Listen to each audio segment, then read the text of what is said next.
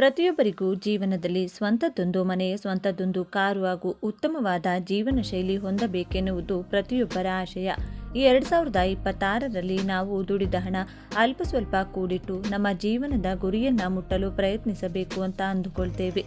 ಆದರೆ ಹೊರ ಪ್ರಪಂಚದಲ್ಲಿ ಕೈಗಳ ಸಾಲ ಕೊಡುವುದು ಕಷ್ಟವಾಗಿದೆ. ಕೊಟ್ಟ ಹಣ ಮತ್ತೆ ಮರಳಿ ಬಾರದಂತೆ ಸಂಬಂಧಗಳು ಕೂಡ ಕಳೆದುಕೊಳ್ಳುವಂತಹ ಸ್ಥಿತಿ ಬರುತ್ತವೆ. ಆದರೆ ಭಾರತೀಯ ಅಂಚೆ ಇಲಾಖೆಯಲ್ಲಿ ಅಂದರೆ ಪೋಸ್ಟ್ ಆಫೀಸ್ನಲ್ಲಿ ನಾವು ಅಲ್ಪ ಸ್ವಲ್ಪ ಹಣ ಹೂಡಿಕೆ ಮಾಡಿದರೆ ಅತ್ಯಧಿಕವಾಗಿ ರಿಟರ್ನ್ಸ್ ಬರುವ ಟಾಪ್ 5 ಸ್ಕೀಮ್ಗಳ ಬಗ್ಗೆ ಈ ವಿಡಿಯೋದಲ್ಲಿ ತಿಳಿಸುತ್ತೇವೆ.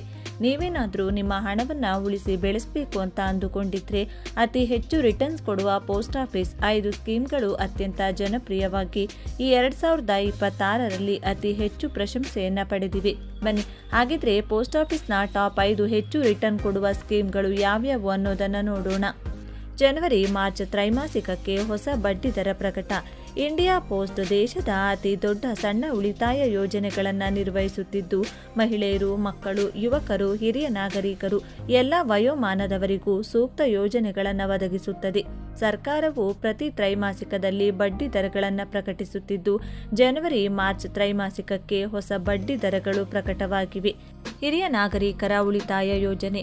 ಹಿರಿಯ ನಾಗರಿಕರಿಗಾಗಿ ವಿಶೇಷವಾಗಿ ರೂಪಿಸಲಾದ ಈ ಯೋಜನೆ ಅಂಚೆ ಕಚೇರಿಯಲ್ಲೇ ಅತ್ಯಧಿಕ ಬಡ್ಡಿ ದರ ನೀಡುವ ಯೋಜನೆಯಾಗಿದೆ.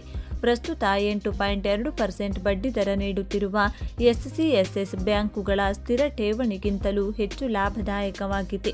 ನಿವೃತ್ತಿಯ ನಂತರ ನಿಯಮಿತ ಆದಾಯ ಬೇಕಾದವರಿಗೆ ಇದು ಅತ್ಯುತ್ತಮ ಆಯ್ಕೆ. ಸುಕನ್ಯಾ ಸಮೃದ್ಧಿ ಯೋಜನೆ. ಹೆಣ್ಣು ಮಕ್ಕಳ ಭವಿಷ್ಯ ಭದ್ರಪಡಿಸುವ ಉದ್ದೇಶದಿಂದ ಆರಂಭಿಸಲಾದ ಈ ಯೋಜನೆ ಅಂಚೆ ಕಚೇರಿಯಲ್ಲೇ ಅತಿ ಹೆಚ್ಚು ಬಡ್ಡಿ ದರ ನೀಡುವ ಯೋಜನೆಗಳಲ್ಲಿ ಒಂದಾಗಿದೆ. 8.2% ಬಡ್ಡಿ ದರ ಹೊಂದಿರುವ SSY ಖಾತೆಯನ್ನು ಮಗಳು 10 ವರ್ಷದೊಳಗಿದ್ದಾಗ ತೆರೆಯಬಹುದು. ದೀರ್ಘಾವಧಿಯಲ್ಲಿ ಉತ್ತಮ ಕಾರ್ಪಸ್ ಸೃಷ್ಟಿಸಲು ಇದು ಅತ್ಯುತ್ತಮ ಮಾರ್ಗವಾಗಿದೆ ಎನ್ನಲಾಗಿದೆ.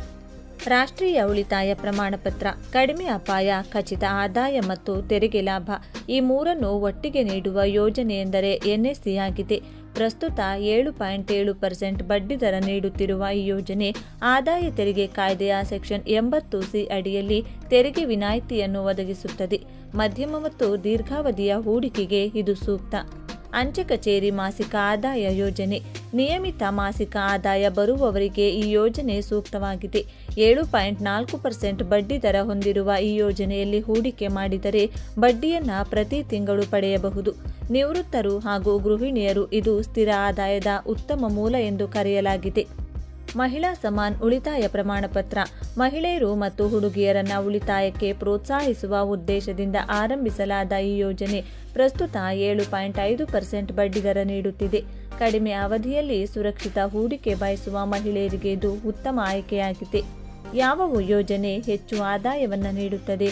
ಜನವರಿ ಮಾರ್ಚ್ ತ್ರೈಮಾಸಿಕದ ಪ್ರಕಾರ ಹಿರಿಯ ನಾಗರಿಕರ ಉಳಿತಾಯ ಯೋಜನೆ ಮತ್ತು ಸುಕನ್ಯಾ ಸಮೃದ್ಧಿ ಯೋಜನೆ ಎರಡೂ 8.2% ಬಡ್ಡಿ ದರ ನೀಡುತ್ತಿದ್ದು, ಅಂಚೆ ಕಚೇರಿಯಲ್ಲಿನ ಅತ್ಯಧಿಕ ಆದಾಯ ನೀಡುವ ಯೋಜನೆಗಳಾಗಿವೆ.